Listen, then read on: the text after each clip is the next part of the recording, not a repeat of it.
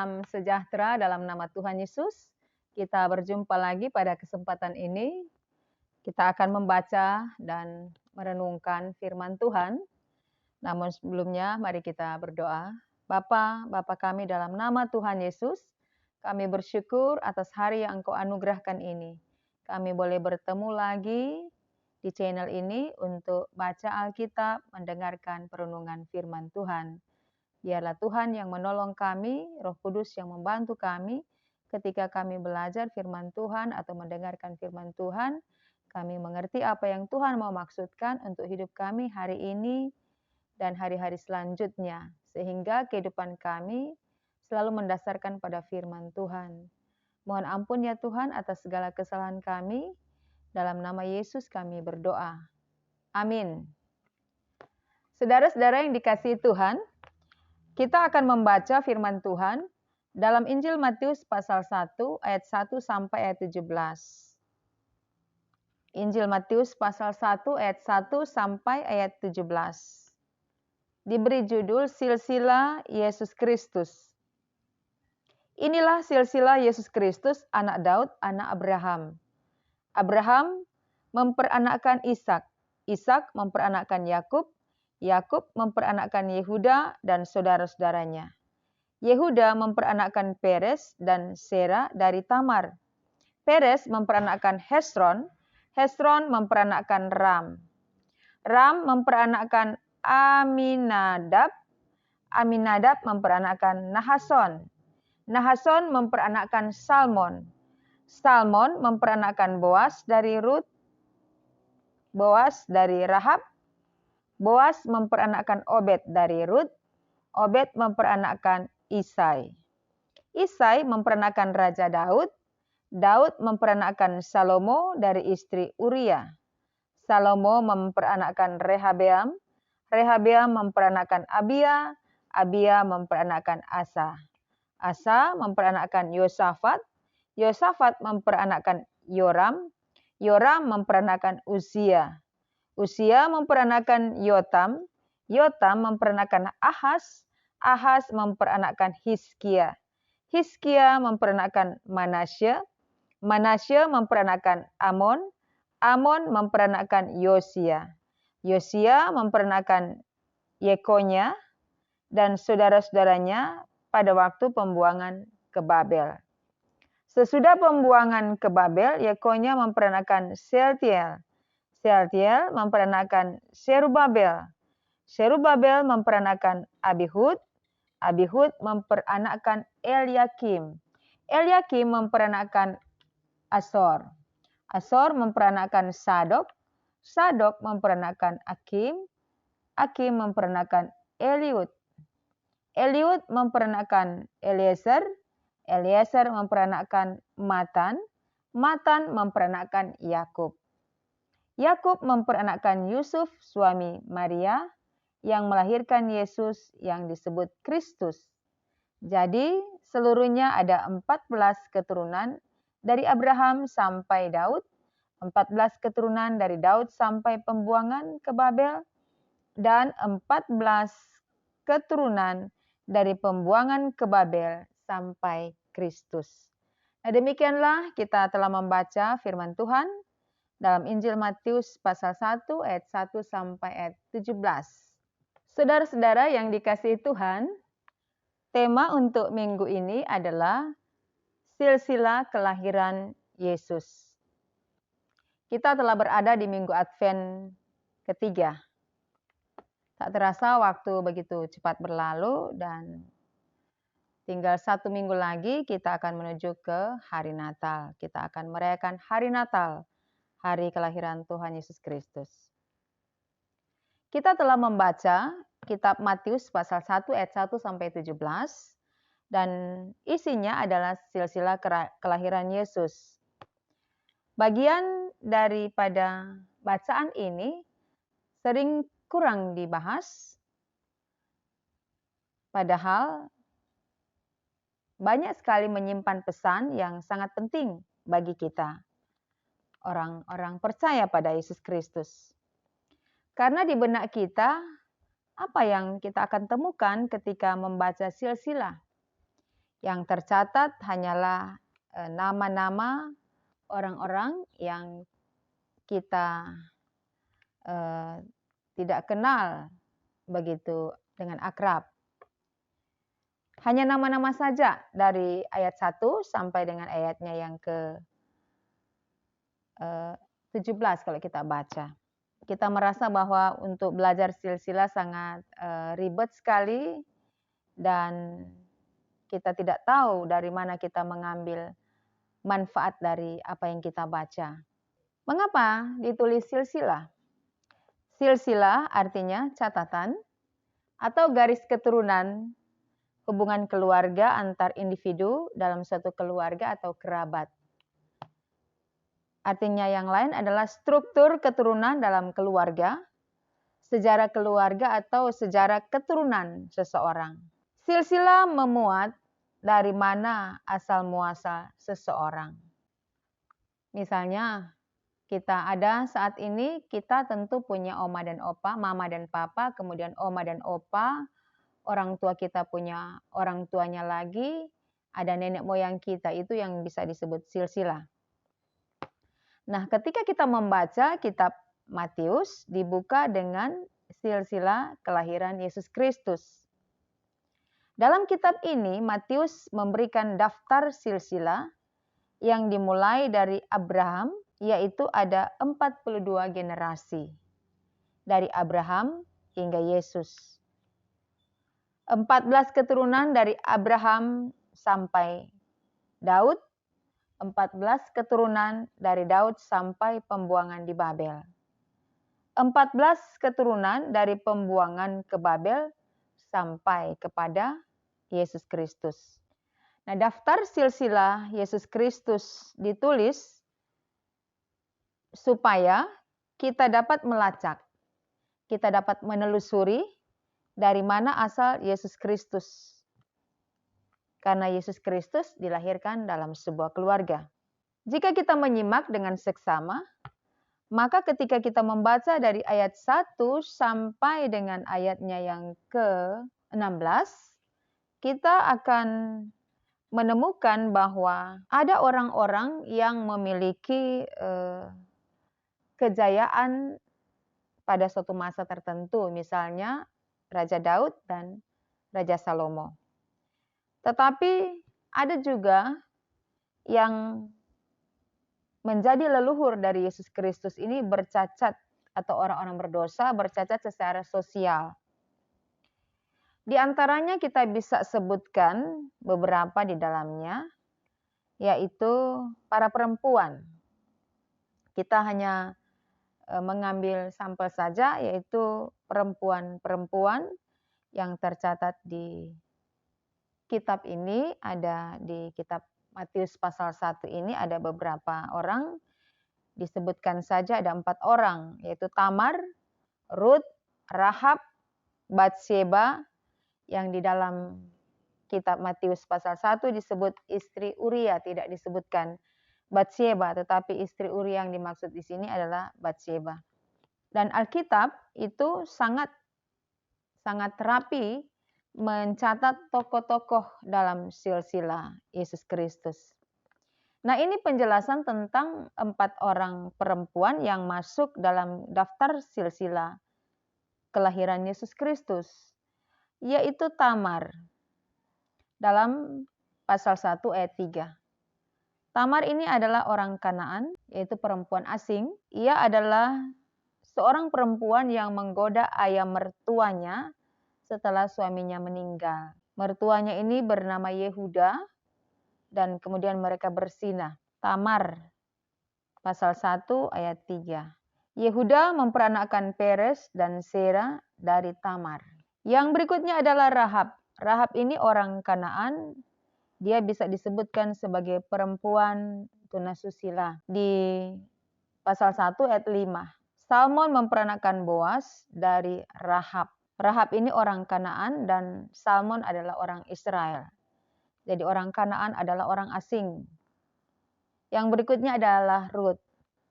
Rut ini adalah memang perempuan baik-baik dan ia adalah orang Moab.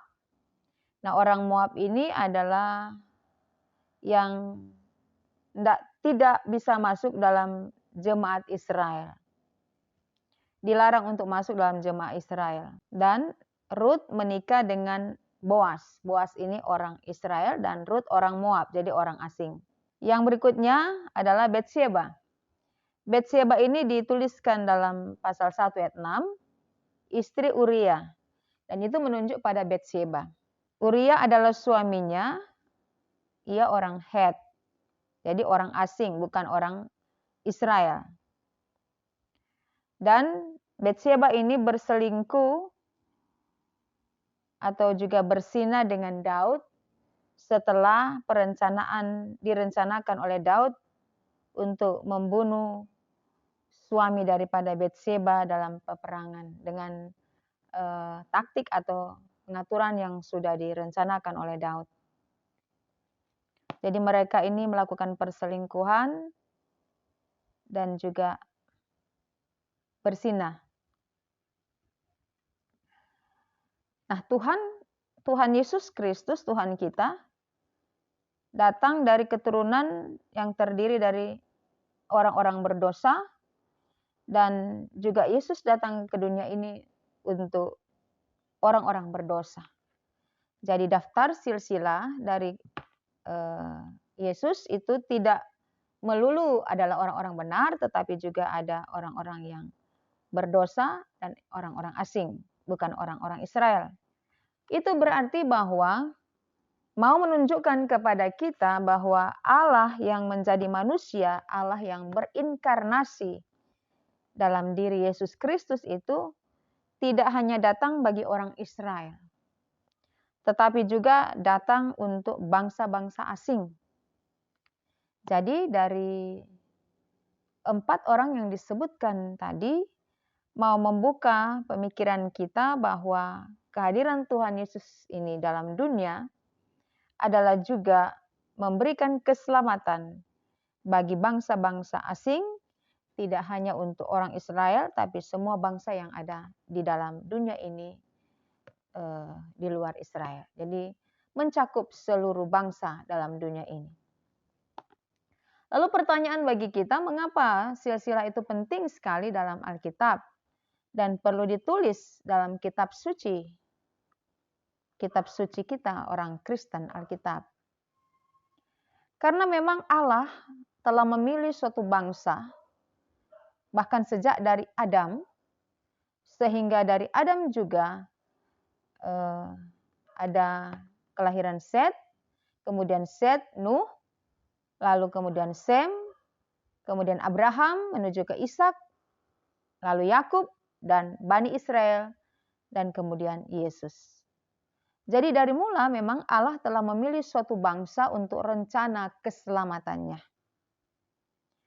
Nah, sangat penting sekali ditulis oleh Matius tentang silsilah Yesus Kristus untuk menunjukkan atau memberitahukan kepada kita asal muasal dari Mesias.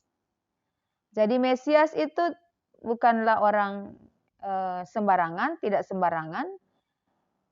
Dia punya silsilah dan silsilah itu dapat diketahui atau dapat dilacak dengan kita melihat daftar silsilah tadi.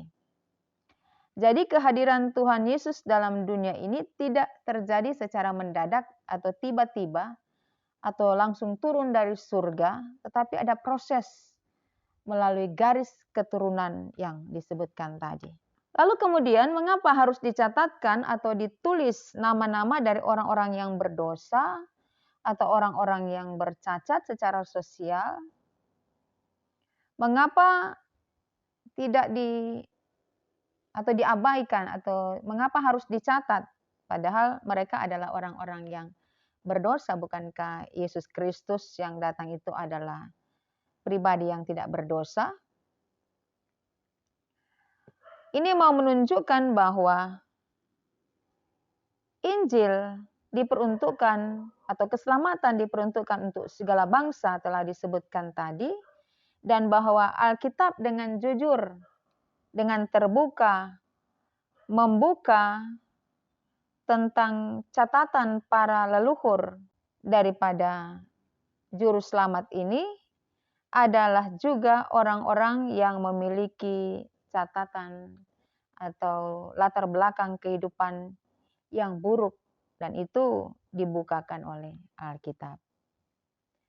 Untuk juga menjadi pertimbangan bagi kita untuk menimbang mana yang baik dan yang tidak baik.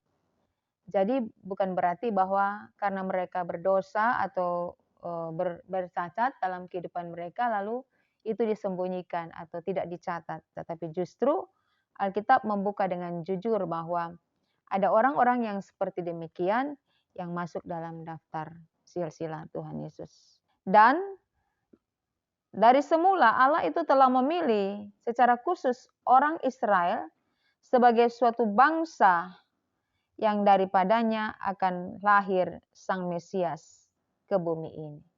Jadi tidak hanya melulu terdiri dari orang-orang yang baik dan benar, tetapi terdiri dari orang-orang yang punya latar belakang atau kehidupan yang tidak baik atau tidak benar. Nah, saudara-saudara yang dikasihi Tuhan, apa yang ditulis dalam Alkitab mengenai silsilah ini adalah benar-benar terjadi.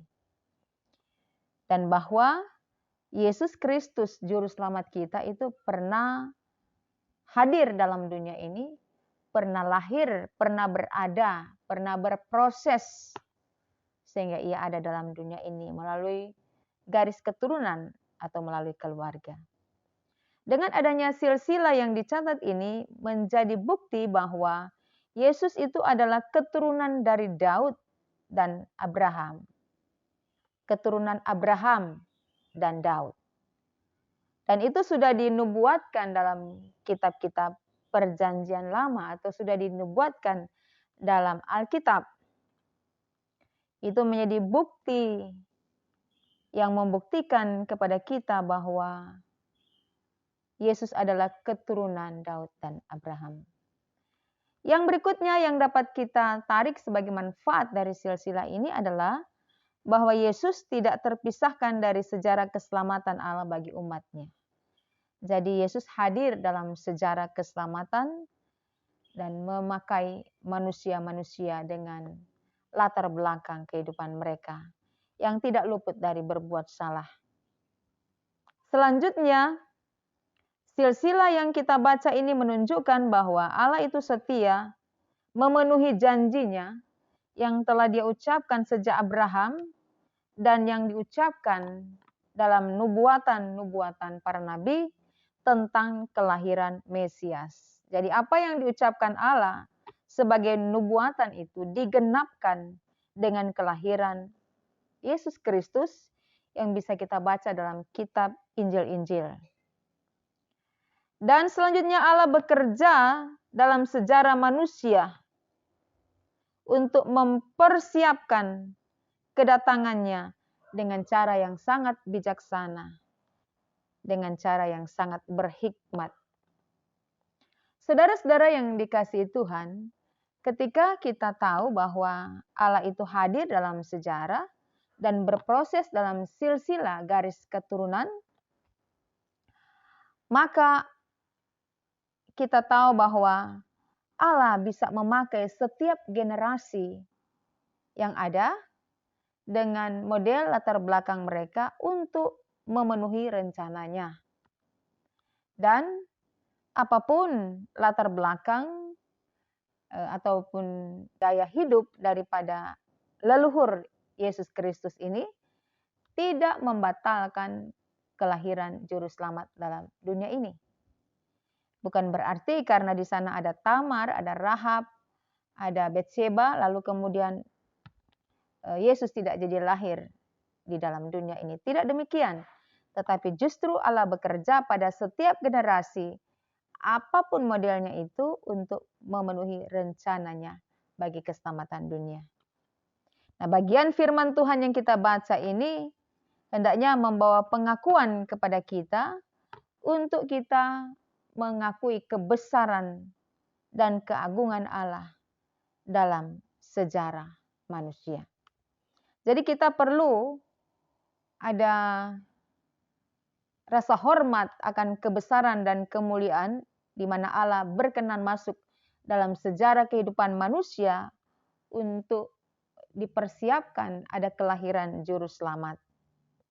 Itulah sebabnya dengan kita membaca silsilah Yesus Kristus dan kita paham bahwa silsilah itu perlu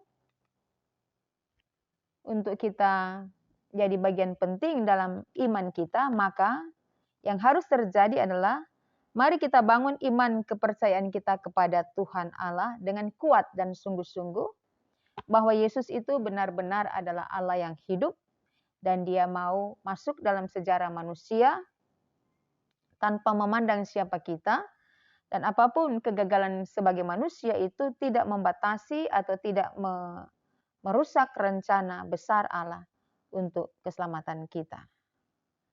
Dan kita dipanggil untuk benar-benar taat dan setia dan bangga memiliki juru selamat kita, Yesus Kristus. Nah, kalau kita bicara tentang silsilah, bukankah kita juga punya silsilah, punya garis keturunan, kita punya leluhur. Sehingga untuk mencari tahu siapa diri kita, kita pun harus melacak leluhur kita. Siapa orang tua kita, oma opa kita, dan seterusnya merunut ke belakang.